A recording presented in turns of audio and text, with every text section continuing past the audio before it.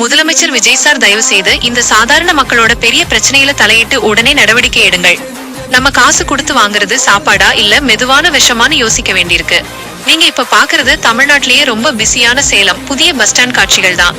சென்னைக்கும் பெங்களூருக்கும் போற ஆயிரக்கணக்கான பயணிகள் நம்பி வர்ற இடம் இது. ஆனா இந்த பஸ் ஸ்டாண்டுக்கு முன்னாடி இருக்கிற ஹோட்டல்கள்ல நடக்கிற அசிங்கத்தையும் பகல் கொள்ளையையும் பார்த்தா நீங்க அதிர்ந்து போயிருவீங்க. லாங் டிராவல் போறவங்களுக்கு பஸ் எடுக்க வெறும் 5-10 நிமிஷம் தான் டைம் இருக்கும்.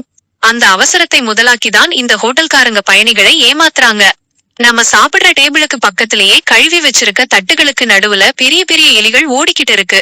இங்க இருக்கிற டொமேட்டோ சாஸ் பாட்டில பார்த்தாலே அருவருப்பா இருக்கு. ஒரு முட்டை பரோட்டா வாங்கினா அதுல இருக்கிறது திங்க முடியாத பழைய சிக்கன் வேஸ்ட் பீஸ்கள் தான். அது மட்டும் இல்லாம மக்கள் சாப்பிட்டு கை கழுவுற அழுக்கு தண்ணியையும் மத்த கழிவுகளையும் அப்படியே ரோட்ல ஊத்தி விடுறாங்க. ராத்திரி ஆனா இந்த ரோட்ல நடக்கவே முடியாது. இதுக்கு எதுக்கு அதிகாரிகள் ஃபுட் லைசன்ஸ் கொடுக்கறாங்க? இங்க உடனே கண்டிப்பான ஃபுட் சேஃப்டி செக்கிங் நடத்தணும். விஜய் சாரோட கவனத்துக்கு இது போற வரைக்கும் எல்லாரும் இந்த வீடியோவை மேக்ஸிமம் ஷேர் பண்ணுங்க. உங்க விஜய் நான் வரேன். விஜய் உங்க விஜய் உயிர் என்ன வரனா?